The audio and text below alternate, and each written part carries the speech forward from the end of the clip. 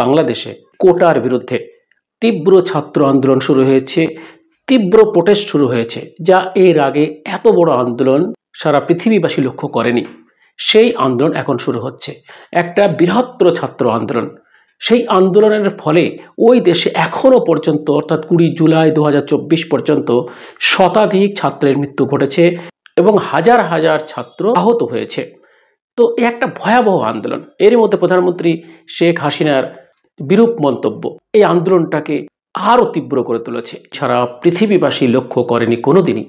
এর আগে 2015 সালে ছাত্র আন্দোলন হয়েছে, 2018 সালে হয়েছে, 1952 সালে ছাত্র আন্দোলন অর্থাৎ সেখানে ভাষা আন্দোলন হয়েছে, তাতে বেশ কিছু ছাত্রের মৃত্যু ঘটে। সেইটাকে আবার কেন্দ্র করে 21শে ফেব্রুয়ারি ভাষা দিবস অর্থাৎ বাংলা ভাষা দিবস হিসাবে পরিগণিত হয়েছে। এ ছিল এই আন্দোলনের কিছু পিছনের ইতিহাস। এই আন্দোলনের ফলে এখন বাংলাদেশে একটা তীব্র চরম সংকটের পরিস্থিতি। সমস্ত ইউনিভার্সিটি বিদ্যালয়কে অনির্দিষ্টকালের জন্য বন্ধ করা হয়েছে এবং সারা দেশব্যাপী কারফিউ জারি করা হয়েছে। শহরে সেনাবাহিনী টহল দিচ্ছে, ট্যাঙ্ক টহল দিচ্ছে এই আন্দোলনকে প্রতিহত করার জন্য। এর মধ্যে শতাধিক ছাত্রের মৃত্যু ঘটেছে পুলিশের গুলিতে। এছাড়াও সেখানে পুলিশের সঙ্গে বিসিএল অর্থাৎ বাংলাদেশ ছাত্রলীগ একত্রিত হয়ে প্রোটেস্টারদের বিরুদ্ধে আন্দোলন শুরু করেছে এবং তাদেরকে প্রতিহত করার চেষ্টা করছে। তার উপরে প্রধানমন্ত্রী শেখ হাসিনার কিছু বিরূপ মন্তব্য এই আন্দোলনকে আর উস্কে দিয়েছে, আরও তীব্রতর করে তুলেছে। এই হচ্ছে বাংলাদেশের একটা চরম পরিস্থিতি এবং এর মধ্যে হাজার হাজার ছাত্র আহত হয়েছে, বিভিন্নভাবে তারা জখম হয়েছে। এই রকম পরিস্থিতি সৃষ্টি হলো কেন? অ্যাকচুয়ালি বাংলাদেশ স্বাধীনতা পায় 26শে মার্চ 1971 সালে শেখ মুজিবুর রহমানের তত্ত্বাবধানে। শেখ মুজিবুর রহমান ঘোষণা করেন বাংলাদেশকে স্বাধীন রাষ্ট্র হিসাবে। সেই 1971 সালে সেই যুদ্ধের সময় পাকিস্তানের সঙ্গে বাংলাদেশের মুজিবপন্থীদের মধ্যে তীব্র সংঘর্ষ লিপ্ত হয়। সেই সংঘর্ষে মুজিব বাহিনীকে সাহায্য করে ভারতীয় বাহিনী। ওরই মধ্যে আবার ওই দেশের মধ্যে একটা বাহিনী গড়ে তোলে, একটা প্যারামিলিটারি ফোর্স গড়ে তোলেন জেনারেল টিগ্গা খান। তিনি একটা এমনই প্যারামিলিটারি ফোর্স গড়ে তোলেন যা পাকিস্তানকে সাহায্য করবে, অর্থাৎ পাকিস্তানের মদত দেওয়ার জন্য তারা এই সেনাবাহিনী গড়ে তুললেন, যে সেনাবাহিনীর একটা নাম দেওয়া হয়েছিল রাজাকার। এই রাজাকারের অর্থ তখন বলা হতো ভলেন্টিয়ার। পরবর্তীকালে রাজাকার শেখ হাসিনা সরকার এটাকে ট্রেটার বা ষড়যন্ত্রকারী হিসাবে চিহ্নিত করেছেন। এই ষড়যন্ত্রকারী হিসাবে চিহ্নিত করার জন্য ছাত্রদের মধ্যে তাদের রাগ আরও তীব্রতর হচ্ছে, আন্দোলন আরও তীব্রতর হচ্ছে। আর এই আন্দোলনের মূল কথা হচ্ছে কোটা, অত্যন্ত মারাত্মক কোটা সিস্টেম রয়েছে, অর্থাৎ চাকরির ক্ষেত্রে কোটা সিস্টেম। সেই কোটা সিস্টেম বা সংরক্ষণ সিস্টেমটা কি? সেখানে এই যারা স্বাধীনতা সংগ্রামী তাদের নাতি নাতনিদের জন্য 30% কোটার বন্দোবস্ত করা হয়েছে তাদের সংবিধানে। অর্থাৎ যারা স্বাধীনতা সংগ্রামী তাদের ছেলে মেয়ে, তাদের নাতি নাতনিরা ওই 30% কোটাতে চাকরি পাবেন এবং তাদের জন্য বিশেষ পরীক্ষার ব্যবস্থা, চাকরির ক্ষেত্রে তাদের জন্য একটা স্পেশাল পরীক্ষার ব্যবস্থা করা হয়। এছাড়া রয়েছে 10% মহিলাদের জন্য সংরক্ষণ, আরও 10% সংরক্ষণ আছে পিছিয়ে পড়া কিছু জেলার জন্য।